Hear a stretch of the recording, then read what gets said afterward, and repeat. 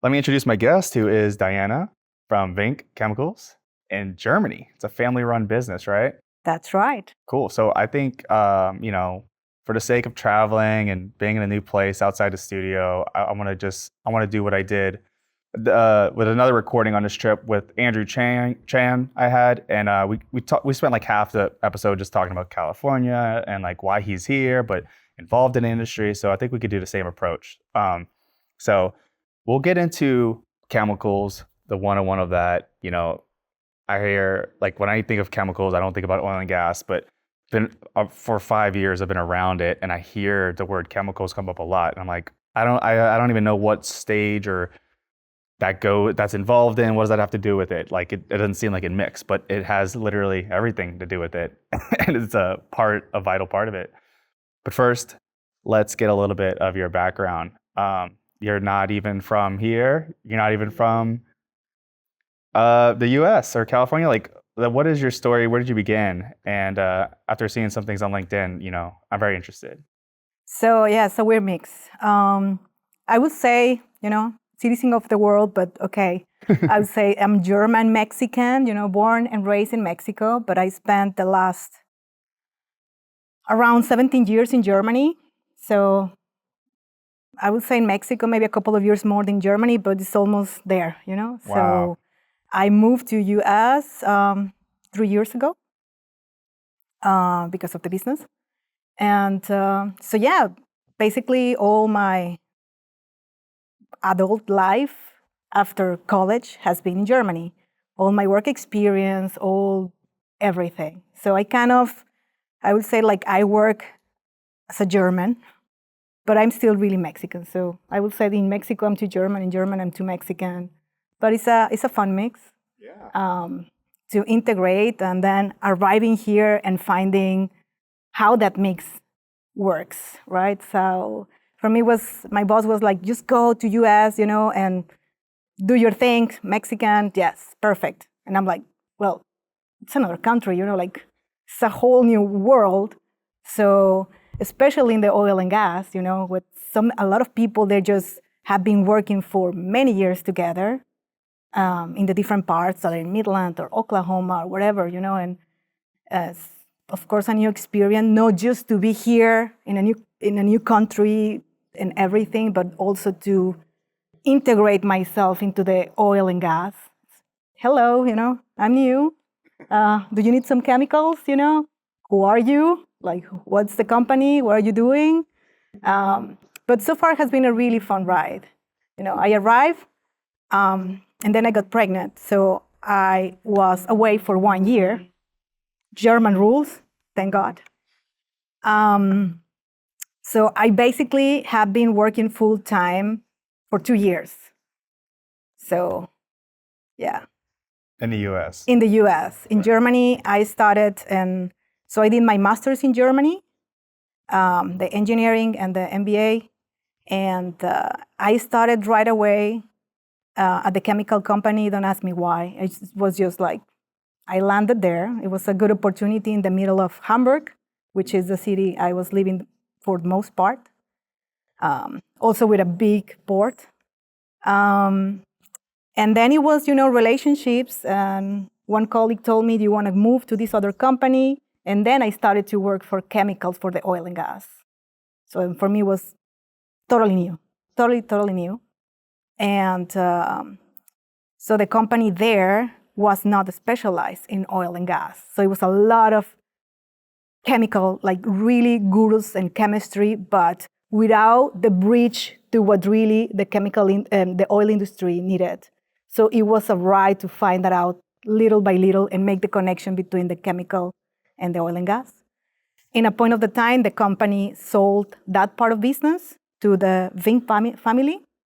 And from 2019, where there were like 30 employees, now we are almost 150. Wow. Organically, inorganically. So my boss bought some companies. Now we are building the biggest plant that we will have in Schwerin, which is between Hamburg and Berlin, 50,000 tons, which will be great with a carbon neutral energy, which in Europe is a pretty big deal. And we're really happy what we are building step by step, as a small chemical company, a newcomer. Yeah. Yes. So it was part of this bigger chemical company that was like unrelated to oil and gas. And when they branch off to this family business, it's strictly, is that the only customer? Like oil and gas and energy? Or? No, we have different business lines. So one business line, so the company specializes in biocides. Biocides mean chemicals that will kill bacteria. And bacteria you have in all process related with water. So we are in the construction industry, painting industry, adhesive industry, metalworking industry, lubricants, you name it. So that's one of the business units. The next is oil and gas, where, of course, biocides are one of the main components. And then we have the H2S scavengers. Those are the two which I'm focusing in US, but then we have some other chemicals that go to Middle East, Africa, and Europe.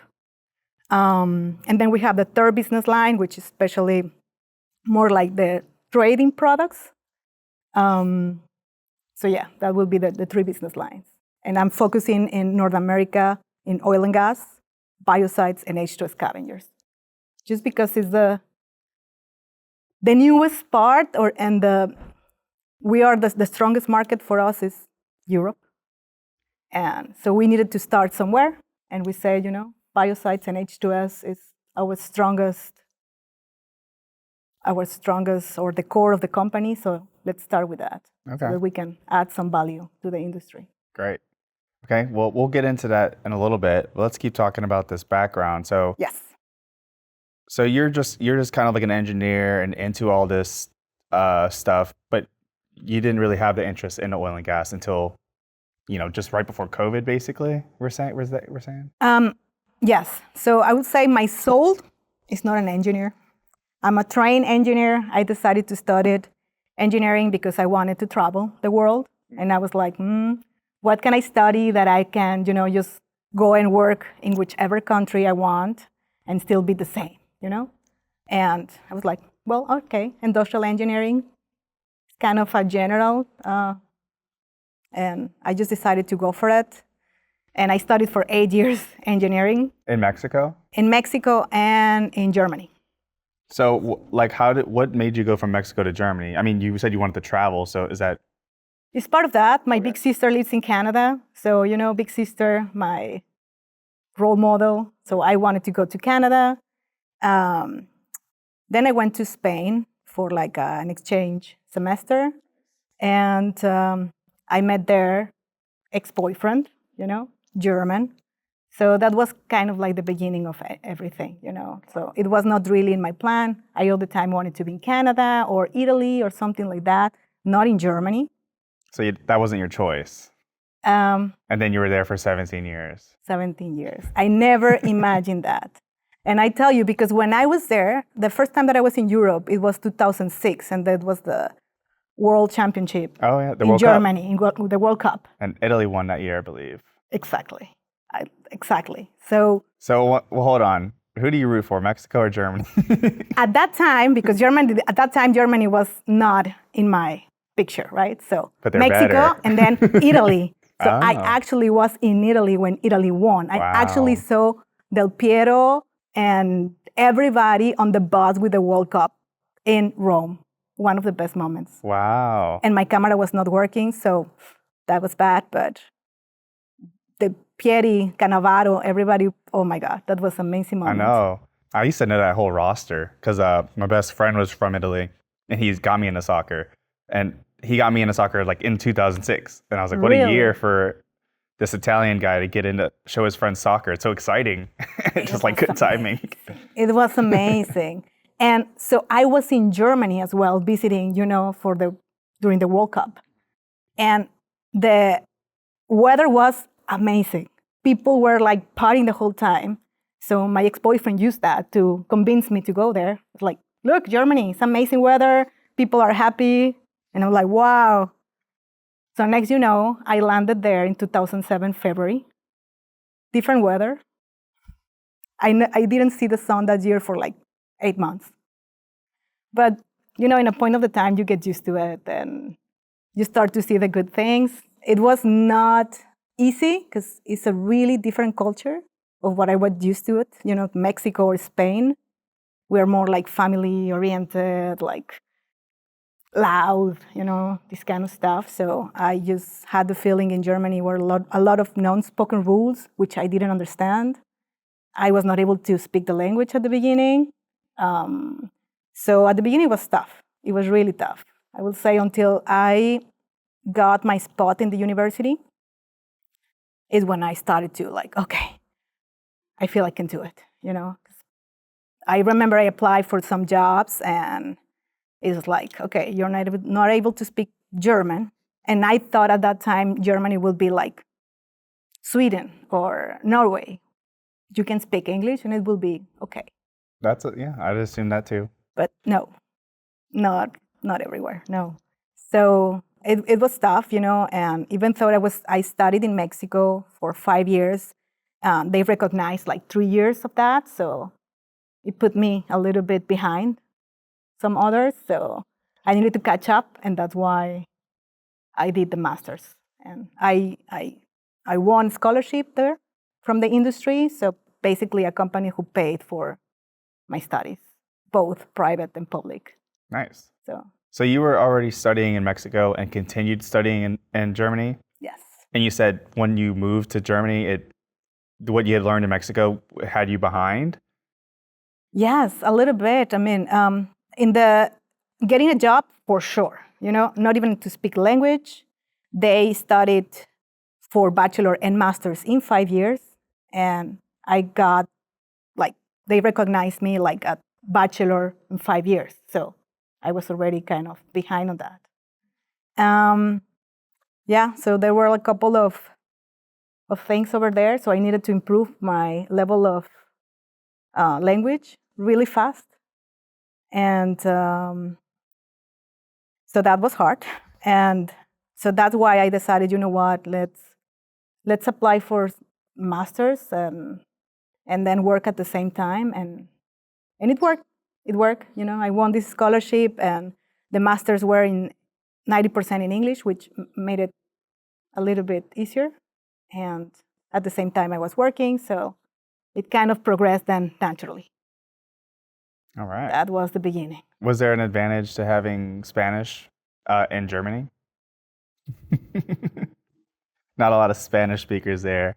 There are a lot now. It was then a wave where more Spanish people started to come. 2008, the crisis and stuff. So there were more and more people coming, also from Mexico and from other places.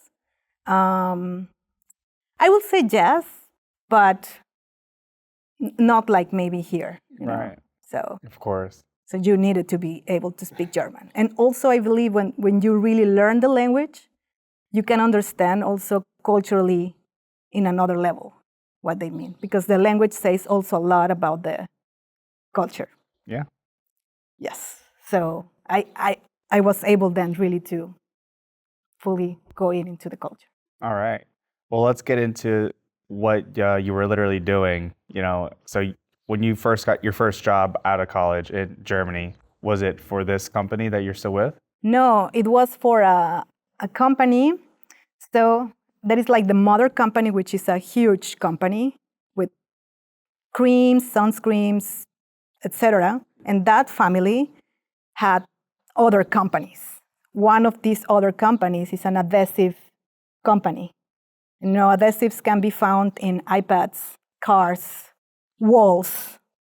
So it's not just, the tape, what we know for wrapping some presents. No. But anyways, I also didn't know about it. It's not like I wanted to go to adhesive company, but that company belonged to this other company, which I really like it.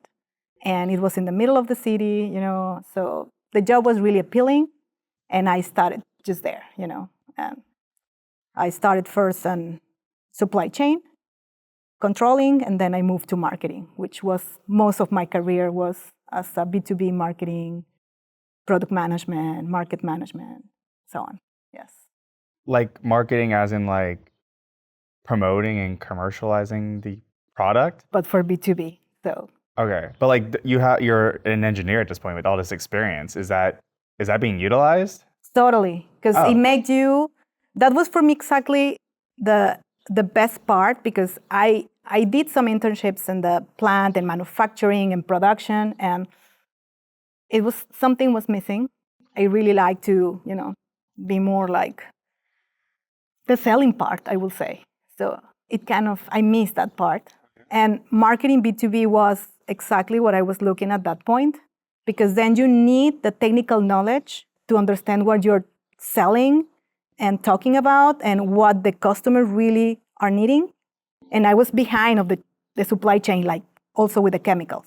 We are not the operator, so we are behind. At that moment, with the adhesive industry, we're also behind the supply chain. So I needed to understand what the OES and the OEMs wanted to do in order to make the channel towards that, right? So, so yeah, it's a combination of both the yeah. I mean, business and technical.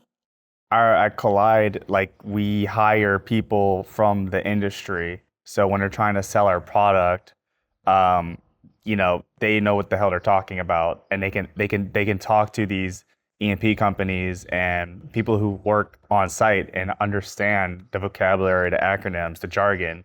I mean, our founder was a roughneck, in Midland. So like that's kind of been like our secret sauce of being successful because as competitors kind of pop up doing the same thing we do, they don't have the experience and it's like it's easy to blow them out the water. And how has been that for you? Like not coming. So I Right. think at this moment you already know a lot of the acronyms. I do, but that's why I'm not selling anything or on any of the emails and just the video guy. And that was also a challenge for me because I am not a chemical engineer or chemist. And I also not coming from the oil and gas industry. So for me, it was like just going into a new world, and trying to understand the basics so that I can talk to the persons about it.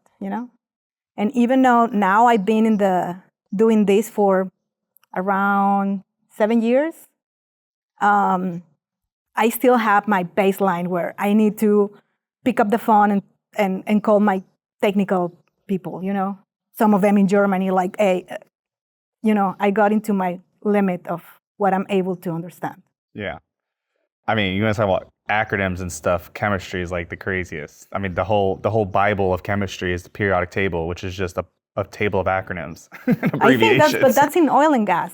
Exactly. And I'm Yeah. still, having some issues with some other industry or other parts of the oil and gas, which I'm not into it. I'm all the time like, oh, what's that? I saw some of the other episodes, where you talk about with Maciel about the wiring. Hmm.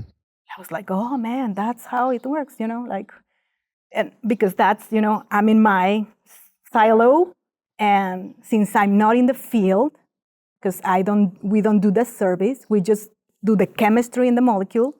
Sometimes you are missing those kind of, Yeah. parts. There's so many. I mean, you So said much. Maciel. It was the wireline episode, which is an industry you can describe in like one sentence, but we talked for an hour because there's so much. So yeah, That's right. it's the same thing. What we're about to do here. Yeah. Um, it's so beautiful here. It's It like is. it's I like the love sun's it. beaming on me, and like I feel like I'm inside of a air conditioned house right now. I literally be in Houston later, so That's why I'm living here and not in Houston. And I know Houston is amazing. I love Houston. My friends in Houston are trying to convince me every single time why Houston is so amazing, and it is. we'll get to that. We'll talk about Houston. But sorry, just had to acknowledge that like it's literally perfect here. I've been, have been living in Mexico and in Germany. This is a perfect middle. Yeah, that's a Not good too point. hot, not too cold. Exactly. It's just like sun every day. Like literally, my son doesn't need that many toys. It's just go outside and play. Hell yeah. Wrapping up what we just were talking about, not only are you like learning all this stuff and memorizing it, whatever, but like it's also in different languages, right? So you got Spanish, English, Germany. Is there anything else mixed in there? Like how is working internationally, learning things outside your wheelhouse and also in other languages?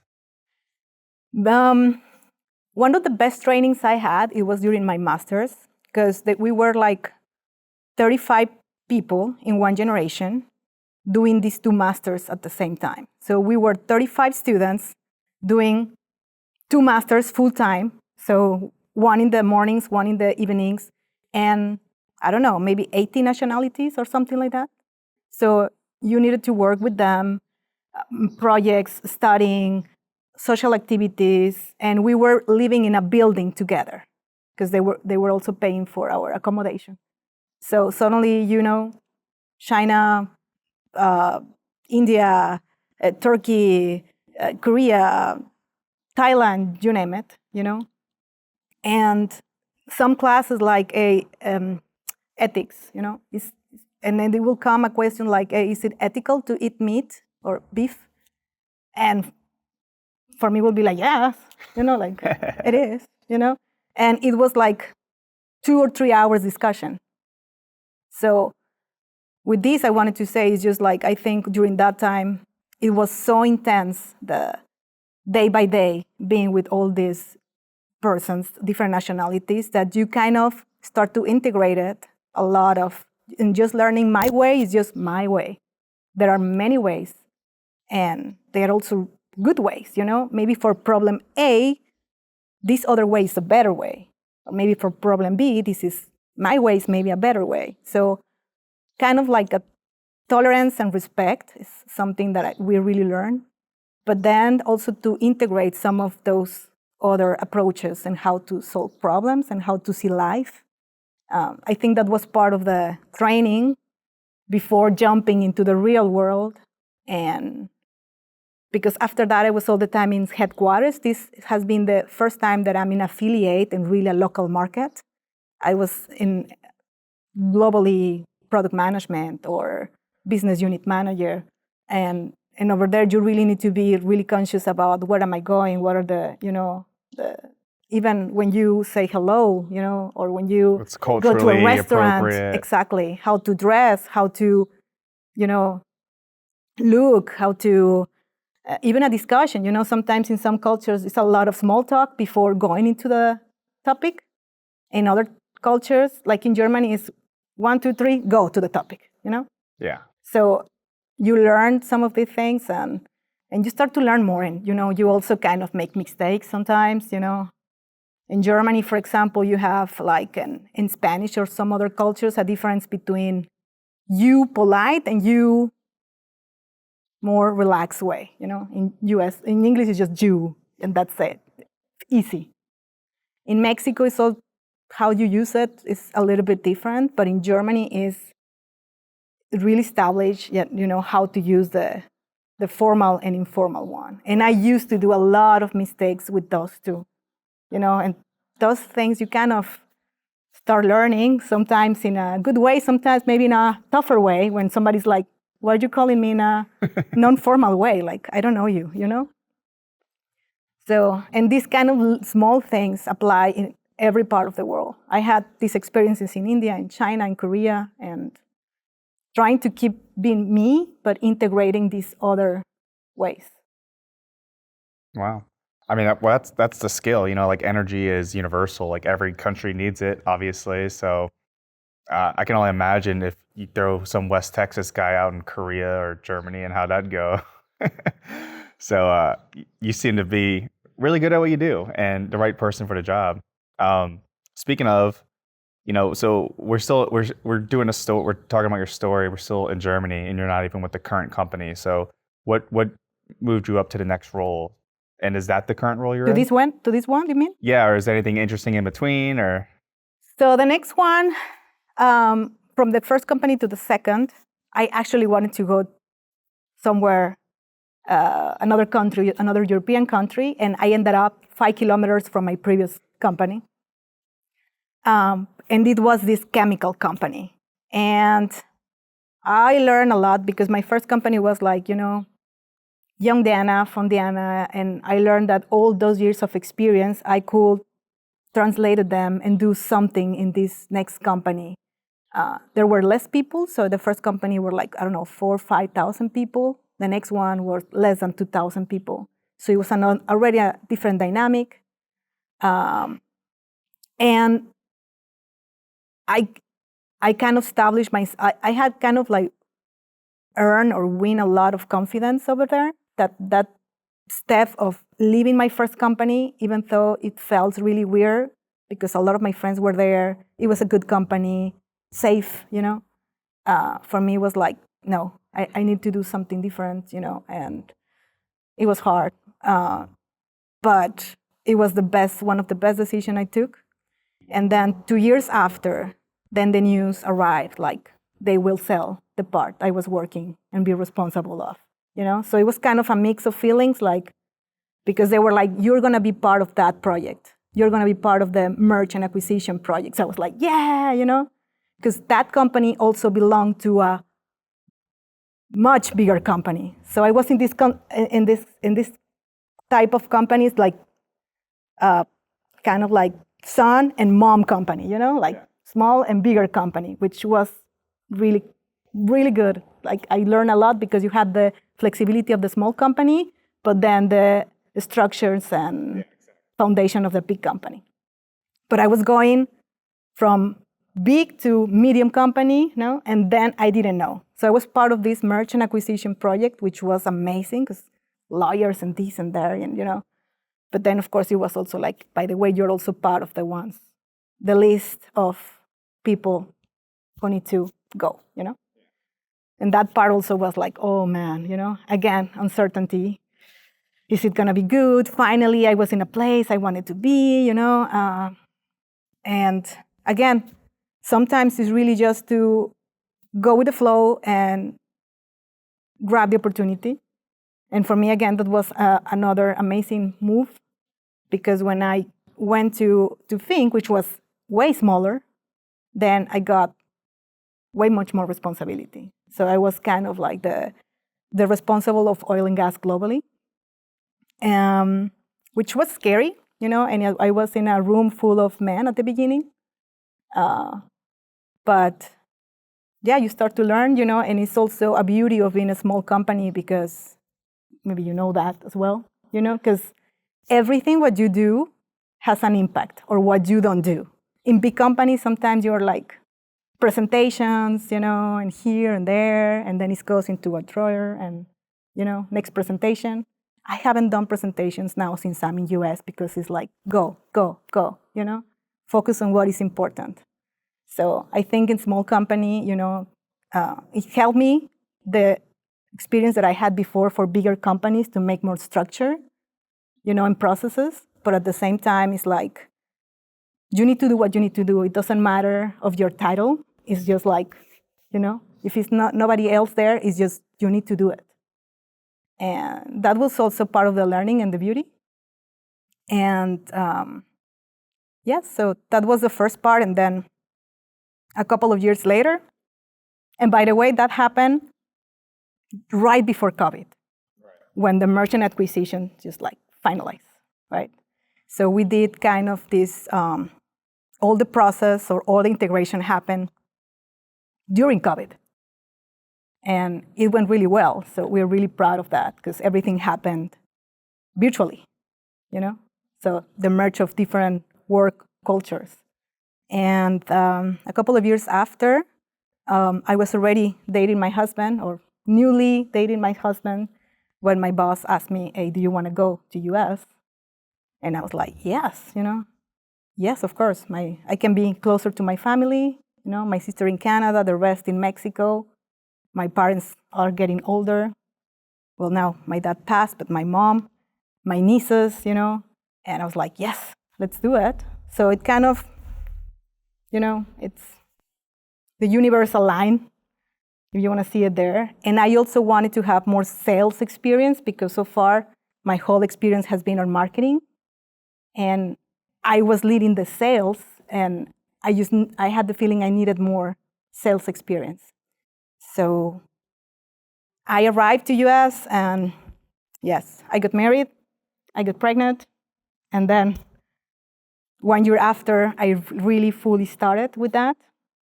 And it has been an amazing ride to really understand what's going on and just go, just go. And I just no afraid, like just being in Midland, and it's like, okay, first time in Midland, what do I do? And just knocking on the doors, writing in LinkedIn, making some calls, getting a lot of no's, and just show up and again, and then you start building relationships, and just you start to find really cool group of people, that are not the way I visualize the industry in US, because you have this preconceived image of Don't blame you. old-fashioned kind of, Old conservative school, industry. old money. And then I found people like you, or Flipping the Barrel, or these conferences, or that other women conference, and Shout out.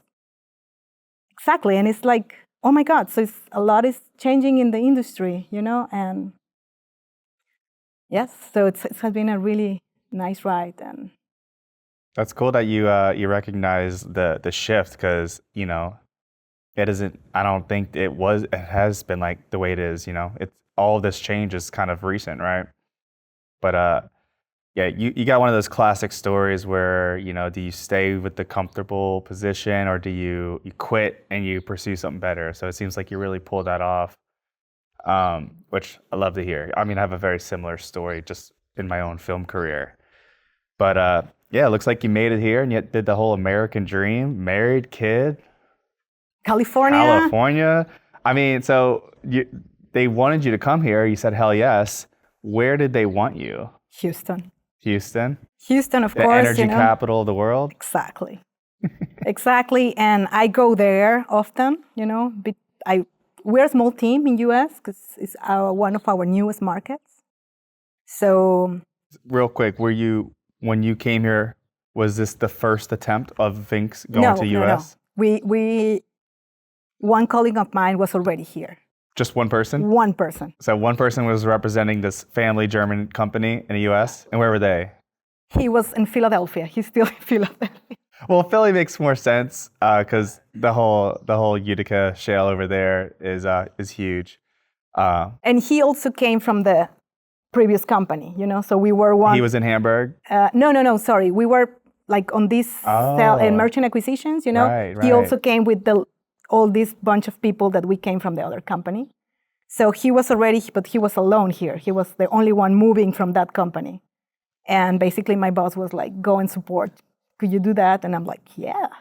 So did he send you to Philly first? No. He was like, Houston. And I'm like, no, sorry. My husband has been living in US, actually in Marina del Rey, so close to Venice. He was living, he's a musician. He does also a lot of online marketing. So he was all the time between Europe and, because he's also Argentinian, German, American. Okay. So he was already in US and traveling between Germany and US. So living in Marina del Rey in a boat. I love that. That's exactly the kind of person I picture when you talk about that area. Yes, that's exactly that. Surfer. And exactly. So when I talked to my husband, he was so excited about me coming here, perfect. All the stars align. But Houston, no. Like, I need to surf. I need the ocean there, And I was we have a big body of water. Yeah, not the same. I don't know if I will go into that water. Would you? Go once. Yeah? Yeah. I mean, you want to talk about chemicals. No, people, even the locals like to crap on that part of the Gulf of Mexico. If you want any part, you need to go down to Mexico, the Yucatan or Florida. But, might have been a couple times this summer already. Okay. I need to try that. But so far, I think for us, the priority, we really like to live close to the ocean and have a simple life. And I travel, we are now growing the team, but we're still all really mobile. So one is in Louisiana, one is in Orange County, the other is in Pennsylvania. I'm here, one is in Houston. So we start to just travel and do what we need to do because we are not the ones being in the field, but we do need to go to the customers and try to advise them as much as we can. So I think what I really like is just the accountability and the responsibility of this is what I need to do, and I just do what I need to do in order to make things happen. Yeah. So So why? So they wanted you in Houston. How come you were able to say no and choose here? I assume. Um, I think one of the good things on this company is also the trust, you know? So when you earn that trust, you know, it's like, okay, I trust you, we'll do what you need to do, wherever you are. So, So you got the pick anywhere in the U.S. to live, and and my husband was already here, so I was like, let's do it, you know? And it has worked, you know? So it's different, of course, because I need to travel maybe once a month, my colleagues even more. Um, but but again, I think it's just, and I also support that vision of trusting and not asking also my team every time, hey, you know, show me where you are, show me what you're doing, show me, but that the results speaks for themselves and take accountability. You're responsible for your time, and these are the KPIs. This is the goal. Do it. So I think that's one of the company mentality, and it's one of the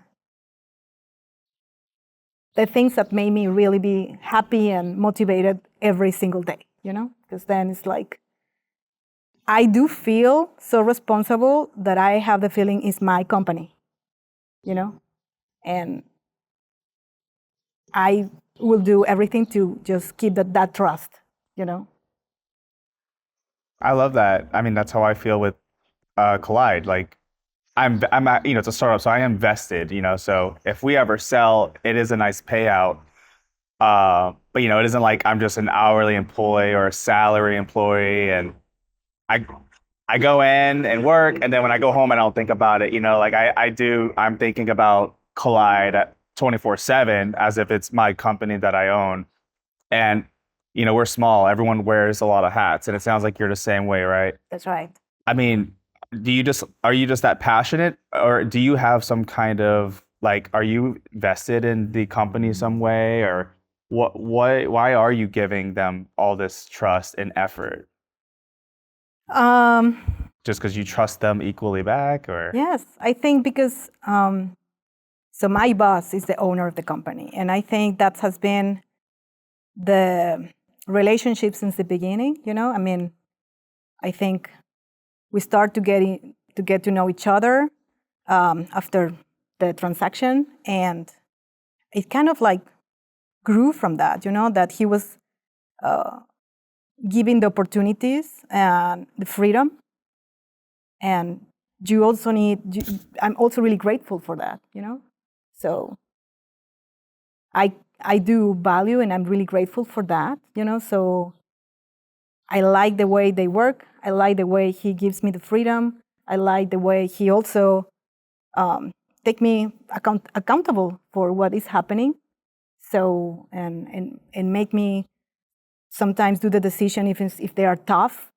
So I think what moves me is the type of job, you know, that I have, because it's flexible. I do what I just need to do, and it's in my responsibility what I need to do, and I love that. I really love that, and I appreciate it. I never take it for granted. So I think that's why I'm so invested on that, you know, because I know the things that he has provided me, I also willing to give back everything, you know. You're just a good person. Sorry? You're just a good person. You just care.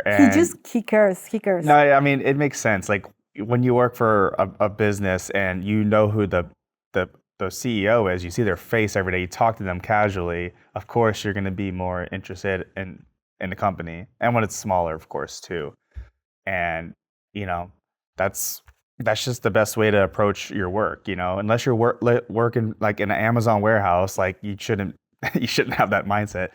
But like, yeah, like that's the beauty of working with a small team and a boss and leadership that cares. And you scratch their back, they scratch yours and stuff. And now here you are, almost 20 years in, with all this freedom and still assumingly putting in the effort you've been putting and working for to get to whatever goal you want, whether it's salary or promotion or whatever. And for me, it's not that. I mean, of course, it's part of it, but The and maybe that's freedom another topic. But is better. I just was in a conference for women's leaders in energy, and I did a talk, talking about what success is, you know. And for me, it's not just salary, position, and whatever, a lot of followers, you know.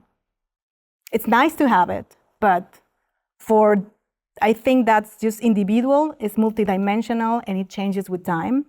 And for me, it's not even about, I like the product, I like the industry, but it's more about the people, so who is working with me, and the type of task or the challenges that I have and how I can do it, you know? So for me at this time of life, it's perfect.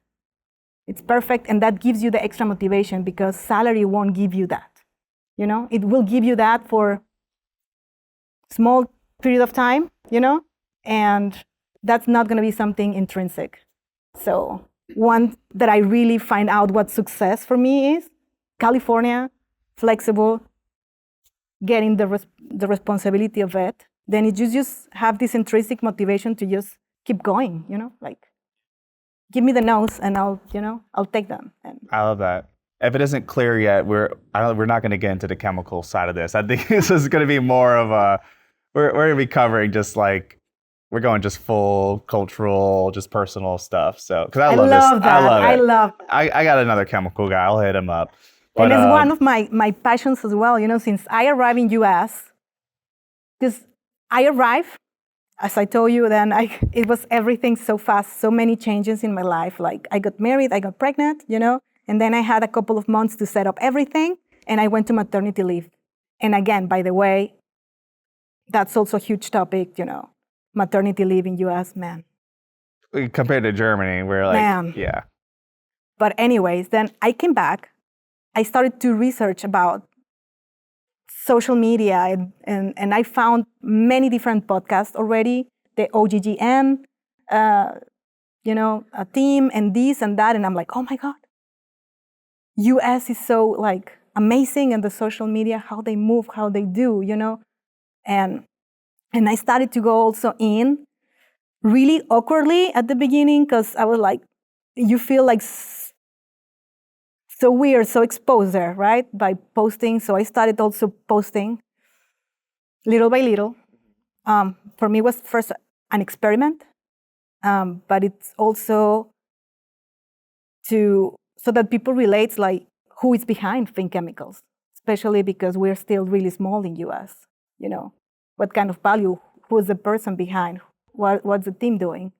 So for me, that's also a big part of it, you know, to humanize. We are some individuals working behind and doing everything, you know, what we can, and to build these relationships.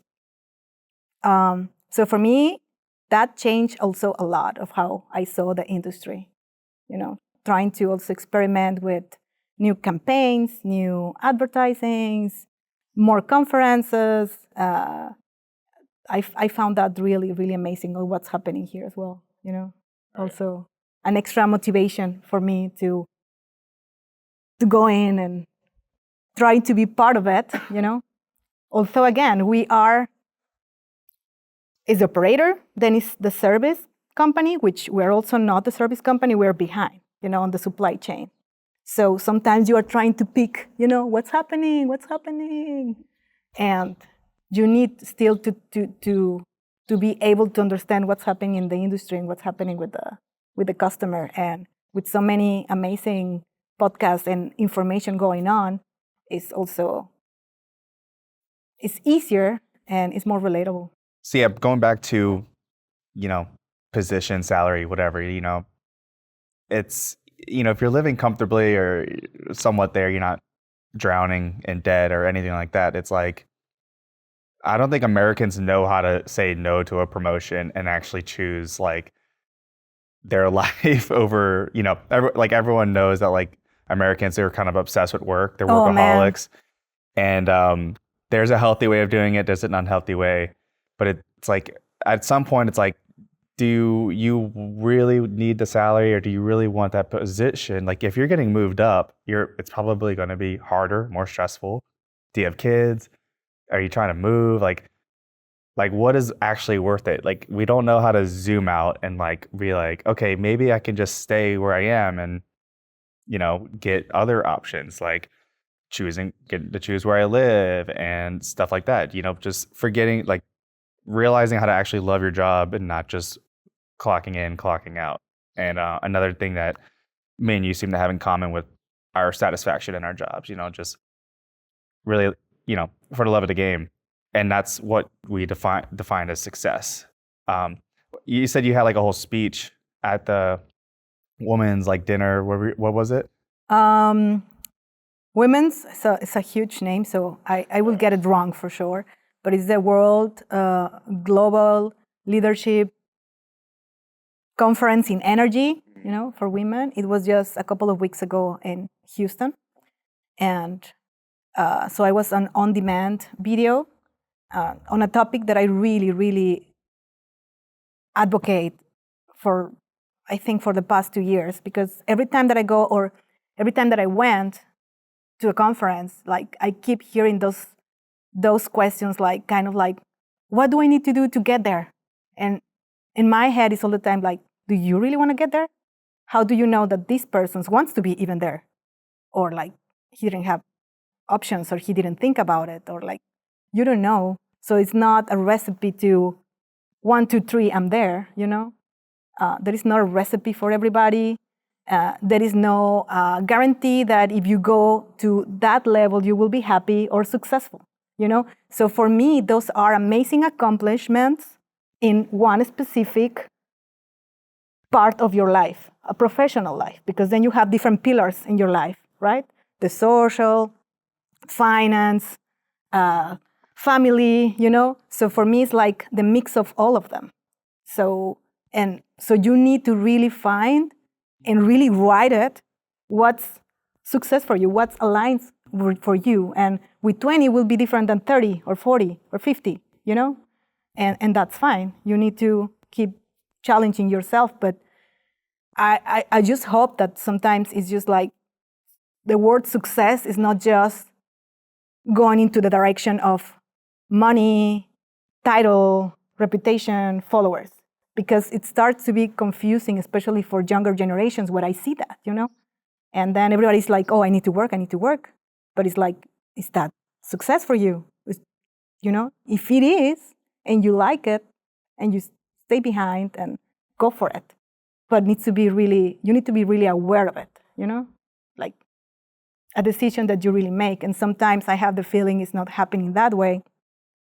But there are a lot of external things moving us towards something. And yes, I do things. In US, people work a lot. I wouldn't say in Germany it's not that way, but it's different. Like here, the more you work, the more you are like, oh my God, you work a lot, you're amazing. In Germany, it will be like, why do you work more than 8 hours? So you're not able to do your job in less than 8 hours? So Those snarky Germans. So it will be it will be more like, oh, so he's not efficient. Or even in sickness, here in Mexico, it's like if you are like super sick and going to work, it's like, oh, wow, he's so sick and coming to work. In Germany, it will be like, why are you coming sick to work? Are you gonna, I will be sick then, and it's even worse. Like, what are you doing? Yeah. So it's just different mentalities, and I kind of merge those. There's benefits in all the cultures. You just gotta Definitely. I love the entrepreneurship mindset here, compared to the more long-term, less risk in Germany, what I see. But again, it's like there is no one recipe. So for me, it's just trying to work the smartest as I can to do whatever I can do in this amount of time, because then I have a little kid. Because then I also want time for myself and do sports and do this and do that, So because if I don't have that, that will have an impact in my performance at work as well. Of course. So these 2 extra hours won't bring me what I think it will bring me just because there are 2 hours more, So this is something that I really consciously do and try to be then fully with my kid, And when I travel, then it will be like 2 nights, and I packed my schedule with 6, 7 meetings in one day, like tuk, tuk, tuk, tuk, tuk, tuk, go back, like, And that's efficiency. That's the way it works for me at this moment in my life. And as you mentioned, for me, success is just move. Again, I think financial stability is, of course, part of it, which you can gain with different things. Once you start maybe investing and this and that, and maybe learning more about financial, which we don't learn in school. The security but once that you already arrived there, it's like just wanting more for things. It's a point when it's like, it's, at least for me at this time, is no. For me, it's time is gold. So, and be calm and be okay. So, yeah, I think I put everything around that. And yeah, I mean, success is getting to do whatever the hell you want. That's real success. So, is there any what's your favorite talking points from the speech you gave? I mean, I feel like you kind of summed up what it maybe sounds like, but is there any thing we left out? Any I think because of that pitch, I started asking the people raise your hand if you think you're a success, And I'm like, okay, just give me 5 minutes to tell you, to think, to maybe give you a couple of points to think about, and then I'll ask again at the end of the conversation, And just trying to raise again this belief on what success is, on trying to put a perspective of, have you thought about all these pillars in your life? And if they are balanced in this specific time for you, then you are successful. Don't listen to the external world, what keeps you putting some pressure of buying things or being somebody. Think for yourself if you really want to be there, accomplish that, if you are with this peace, or waking up without feel anxious or stressed every day, it's already success. So what else do you want? So I think that's basically my speech, especially for those who are go, go, go, go, go, go, go, without really stop and saying, why am I just go, go, go, without really think the reason or the purpose behind? I think that's the main thing, especially for everybody. But if I see the younger generation trying to see how they can accomplish some things, it's just to put the thought of, think first what you want for your life. Beautiful. Wrapping up here, I think we need to bring up something I saw on LinkedIn. Basically, you met a rude guy in Germany who said something that kind of you like to reflect on. Yes. And what was it? Basically, just say what it was, and we can kind of unpack it from there. Yes, I think that's the post that you're referring. I arrived in Germany, and I was giving Spanish classes, private Spanish classes, and this guy asked me so where have you studied, or what is your background? Because yes, I was studying in the public German school where a lot of the immigrants are coming. So basically, a lot of people start to think, okay, your boyfriend brought you to Germany, and this kind of mentality comes up. And he asked me so did you study, or what's your background? And I'm like, well, I'm an engineer. And he just looked at me and he's like, oh, in Mexico.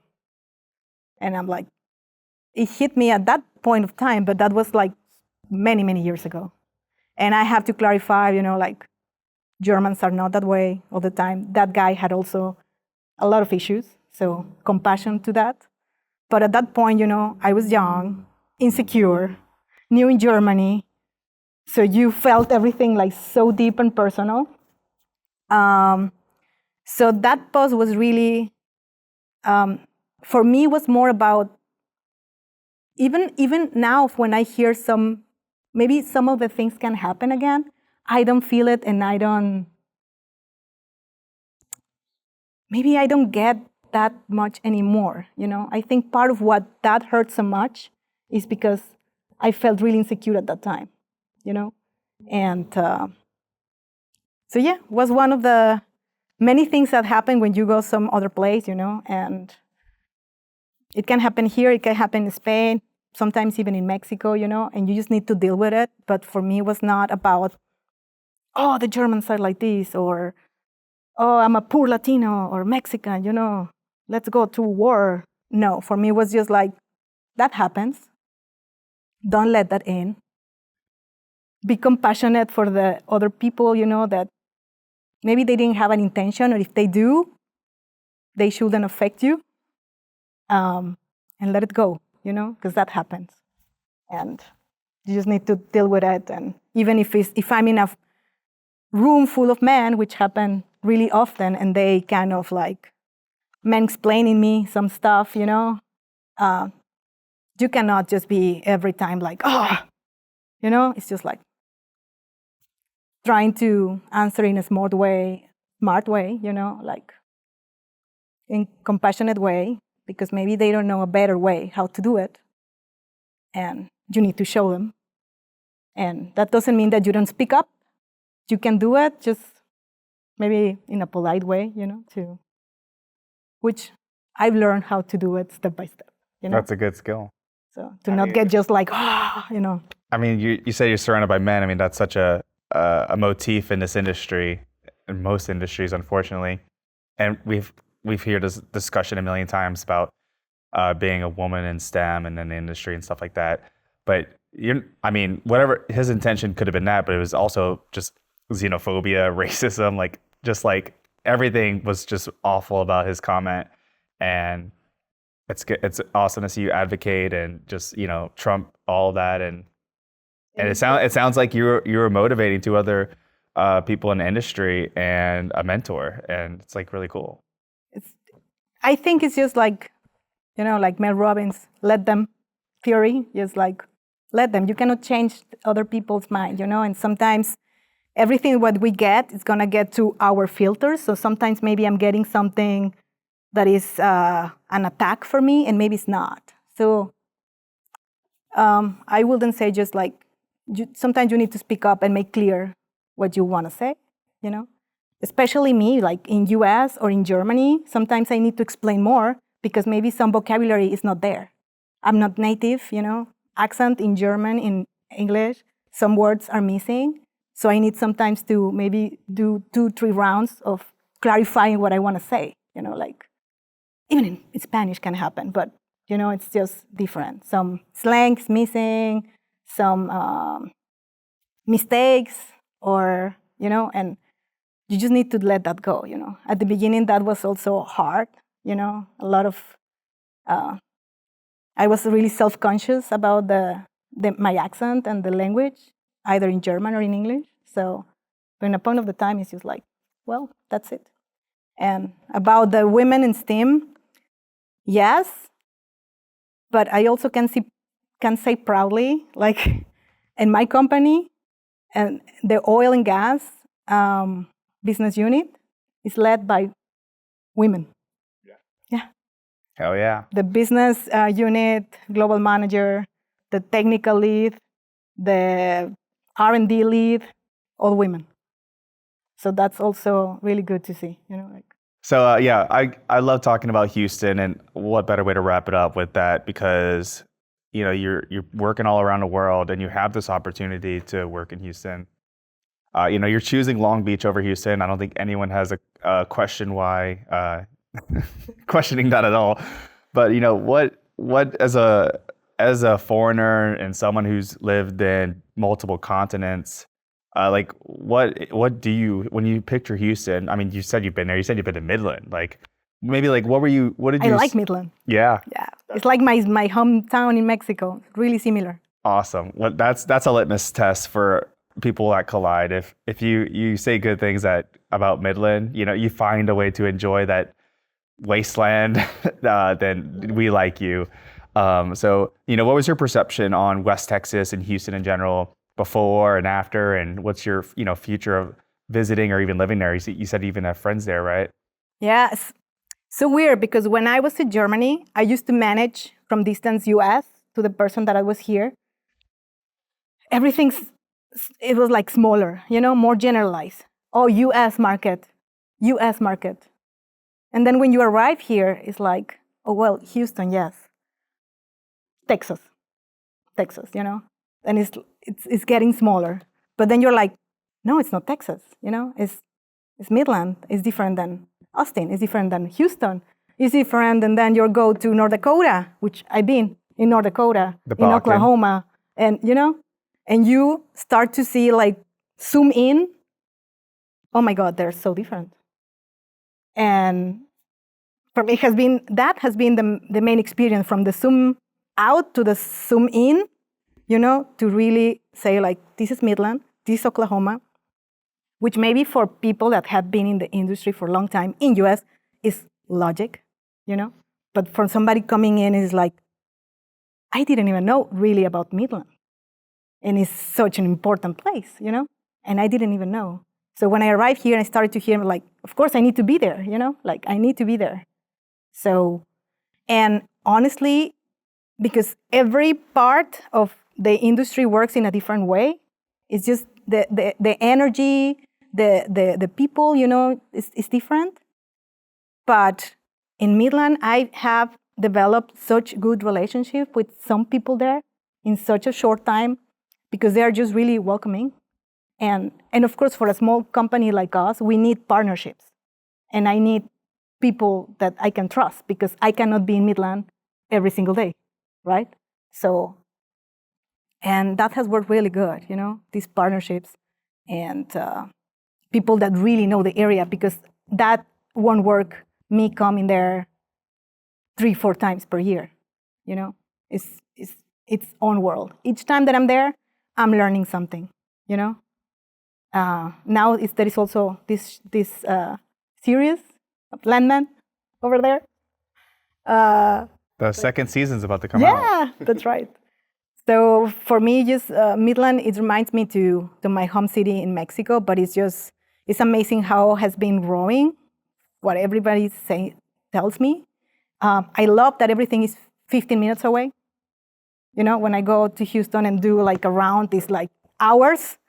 And in Midland, it's just like, tung, tung, tung, tung, tung, tung. So I really like it. People are so open just to meet with a person who just wrote per LinkedIn, hello, I'm going to Midland, can we meet? Yep. People that they are not buying from me, and sometimes we just meet for a coffee and talk about the industry or what's happening.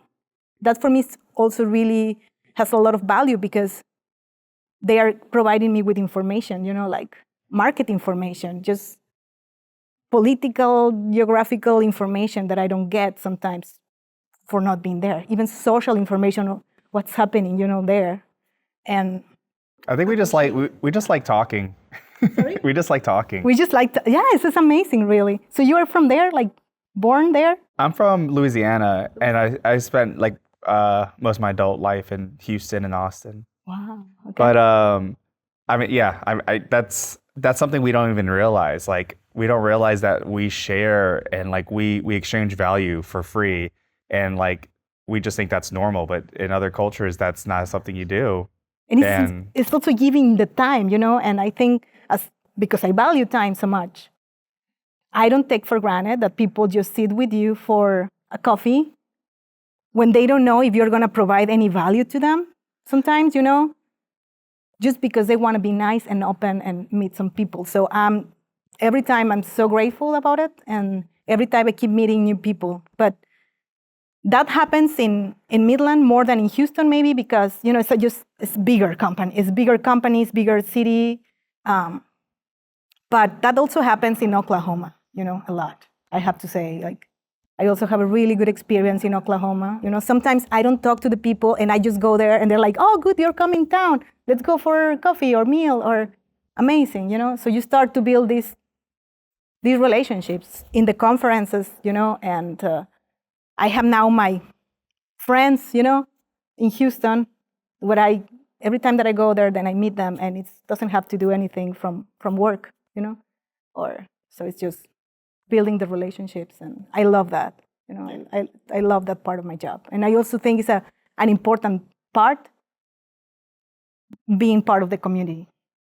So That's all it is. And you're paying it forward. You invited me to your home, and we're just here doing something related to, you know, the industry. This could be helpful. You get to share it online, whatever. And this whole connection we had is literally through LinkedIn. I just messaged you, and you said pull up. yeah, that's right. I love that. I really love. Yeah. So you really understand, and you're doing it yourself, you know. So I love that. All right. Well, that pretty much covers everything. Just one more question, though. Yes. Who has better Mexican food, LA or Houston? Man, you're putting me in a really tough spot here. So they're both good, is what you're saying? They are both really good. I have more experience in LA, and maybe my husband can say it more because he has been living here for a long time. Mm-hmm. But both are really good. I have more experience here, so I will say maybe I tend to be towards LA. And by the way, do you know that LA, is what I hear, has most Mexicans after Mexico City? I believe it. So if you count like the metropolitan or to count LA County, for sure. But so I mean, many Mexicans. So there are a lot of trucks, food. Like, you don't miss Mexico. No, I do, but you know what I mean. Yeah. And that's really cool, you know. So from being in Germany, which is totally different, it's just being closer also to Mexico. And it's easier to visit with my family both ways. So yeah. Loving it. Cool. Loving it. Yeah. All right. Well, thanks for coming on, or thanks for inviting me. Thank you. Next time we get to talk about chemicals. Yes. It sounds like you come to Houston, so I guess we'll just have you in a studio. Perfect. Sounds amazing. Cool. Thank you.